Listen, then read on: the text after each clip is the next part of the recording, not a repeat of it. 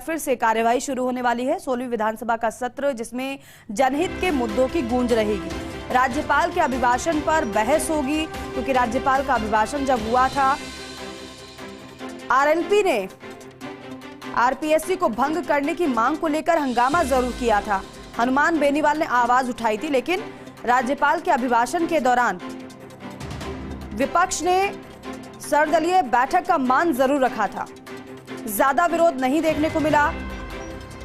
राज्यपाल के अभिभाषण को सुना गया और राज्यपाल के अगर अभिभाषण की बात करें तो कई मुद्दे उसमें अहम रहे थे। राज्यपाल ने बताया कि भजनलाल सरकार का विजन क्या है, किस तरीके से सरकार कार्य करेगी, क्या सरकार की प्राथमिकता रहने वाली है, कानून व्यवस्था हो, पेपर लीक का मुद्दा हो या फिर अन्य जनहित के मुद्दे हों। और राज्यपाल ने अपने अभिभाषण में इन तमाम बातों को साफ कर दिया था कि सरकार की प्राथमिकता इस तरीके से रहने वाली है। हालांकि कहीं ना कहीं कमियों का भी जिक्र राज्यपाल ने किया कि पिछली सरकार में किस तरीके से कानून व्यवस्था चरमरा गई थी, उस पर बेहतर तरीके से कार्य नहीं हो पाया। पेपर लीक एक के बाद एक होते रहे, खबरें ऐसी आती रही, लेकिन हमारी सरकार में इन तमाम विषयों को गंभीरता से लिया जा रहा है और जिसकी शुरुआत भी कर दी गई है।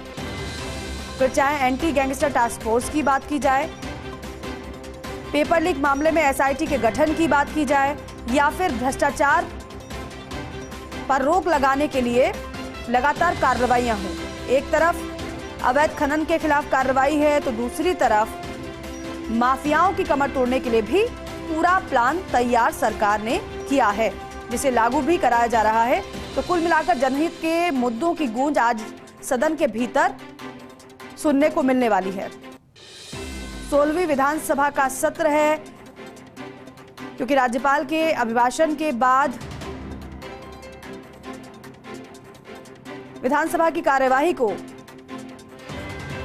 स्थगित किया गया था, लेकिन आज एक बार फिर से कार्यवाही शुरू होगी विधानसभा की। और देखिए, इस बार कई अहम चीजें हुई हैं, कई अहम पहल हुई है। पेपरलेस विधानसभा के साथ साथ सर्वदलीय बैठक भी बुलाई गई थी, जिसमें किन किन विषयों पर चर्चा की जा सकती है, विपक्ष किन मुद्दों पर चर्चा की मांग कर रहा है और साथ ही साथ सभी से ये कहा भी गया कि राज्यपाल एक संवैधानिक पद है, उसका सम्मान करना चाहिए और इसलिए सभी को राज्यपाल का अभिभाषण शांतिपूर्वक सुनना चाहिए।